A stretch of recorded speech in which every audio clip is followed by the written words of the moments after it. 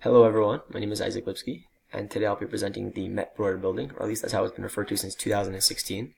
Previously it was known as the Whitney Museum of American Art. So let's begin. The building was designed by Marcel Breuer. It was constructed between 1963 and 1966, and is currently located on the corner of Madison Avenue and 75th Street on the Upper East Side of Manhattan. So the history of the museum, the Whitney Museum, is that the Gertrude Vanderbilt Whitney was a patron of the arts. She collected many works from lesser-known American artists and began stockpiling them into a collection. After the Museum of Modern Art opened up in 1929, Whitney decided to open up a museum of her own devoted to those American artists, and she placed the museum in her home in Greenwich Village. When Whitney passed away, the museum was moved to a building just behind the Museum of Modern Art. But in 1958, there was a major fire that devastated the museum, and the artworks had to be evacuated. At that point, they decided on a new location and began searching for an architect who would design the new building. And the architect they selected was Marcel Breuer, who was born in Hungary and studied under Walter Gropius in Germany. Gropius was the founder of the Bauhaus movement and the Bauhaus Center of Learning, and Breuer became very close with Gropius and took on his style. They came together to the United States to work on some domestic architectural projects, and Breuer's design was actually the one chosen for the museum. So the plan, you can see the building as it's constructed today on the right. Breuer wanted to design a building that matched the theme of the skyscrapers of New York City. And while he wasn't dealing with a very large space, he wanted a building that was a monument in its own right. And as you can see to the right, what stands out right away is this three-tiered approach, with each tier getting progressively closer to the street, in a cantilevered massive building. The bottom left over here, you can see a section of this building, and you'll notice that there's a main entranceway with a lobby. Above that, there are 3 floors. Each of the floors is another gallery, and each of those floors extends a bit more towards the street in this upside-down pyramid type form. In addition to those galleries, there's actually one floor below, which is surrounded by a wall, and that's a sunken garden, which contains sculptures today. And that's also an integral part of the building. On the right over here, you can see the materials that were mainly used by Breuer to construct the building. Breuer was a major proponent of the brutalism style of architecture, which refers to massive structures usually of raw concrete. In this case, Breuer used massive cubic granite stones that you can see going around his building, the exterior of the building. In addition to these granite stones, many of the other structural sections of this components of this building, such as the party wall, the entrance bridge, and the main staircase, are made from board-formed concrete. The internal walls are made from brush-hammered concrete, which you can see on the right over here, which has looks like it had little dots in it. That was actually made intentionally rough. And then finally, underneath the entranceway, you can see this 2-story giant glass windows that encloses the entire sublevel and allows you to see out from inside of the building and back into the lobby. So 3 noteworthy structural components of this building that make it very modern, besides for, of course, the cantilever structure, which was was also a modern element, very popular modern element.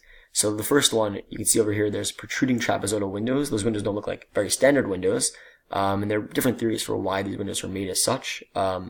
Prevailing theory is that Breuer was a very functional thinker, a very modern thinker, and he didn't want there to be regular windows for the reason that in an art gallery you want there to be able to be consistent lighting and you want there to be consistent ventilation, and the regular windows would not lead to that because they would lead to various degrees of light at different times of the day. So in order to do that, but also have these windows to connect between the inside and the outside, which we'll see is a big theme of Breuer's, he created these trapezoidal windows that jutted out from the structure and also allowed someone who was inside to see the outside. You'll notice also they were slanted sort of towards the corner of Madison Avenue to give you a very wide view of everything there. The other component, as we mentioned earlier, is this cantilevered entry bridge. So you can see it has somewhat of a Z shape, and it hangs over the street as if to be very inviting. It invites people from the street to come inside. But it's important to note that, and you can't see it in this picture, but as you enter the building, there is a narrow gap between the end of the bridge and the beginning of the building, which So on the one hand, it's inviting. On the other hand, they're sort of establishing a distinction between the building and the street. And that sort of goes to another theme of the building, which is, as you'll see on the right, this sunken garden. The sunken garden is enclosed by a large wall and sort of gives the viewer an impression that he's inside, he's contained within this structure. Another modern style element is when you walk into the building, immediately your breath is taken away by the rows of lights, these circular lights that inside have half silver lamps of aluminum, and they run from wall to wall and really give quite an impressive effect, and also make you feel like you're sort of sucked into this building.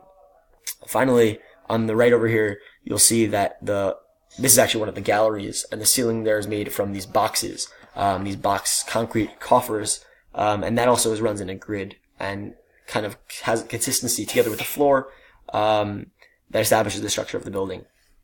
Other ornaments to note quickly. Over here you can see the bluestone floors. Those wood floors in the previous slide were an exception, but the other galleries have these bluestone floors that extend throughout and also match the ceiling. And finally, the staircases which lead between the galleries are created of bronze on the underside, and on the top is wood. And these, again, that Breuer had a very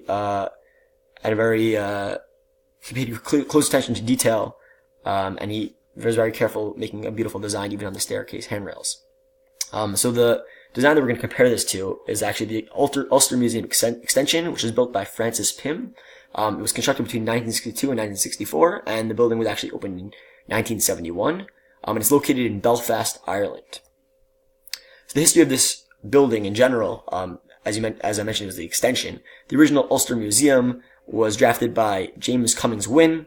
Had a very neoclassical style that was very popular at the time. It was it was designed in 1914, but the actual execution of this building was delayed because of the outbreak of World War I. At the time it came, you could see the design on the right side, and in the execution, the difference very clearly is that the execution is much smaller. They ran out of funds. And you can see that it had a very classical style. It has ionic columns. It has Portland stone that covers the entirety of the building, and also contributes to this neoclassical look. In 1961, they realized that they needed an extension to this building. There was more to put in it, and they designed a competition to find a modern extension to this building.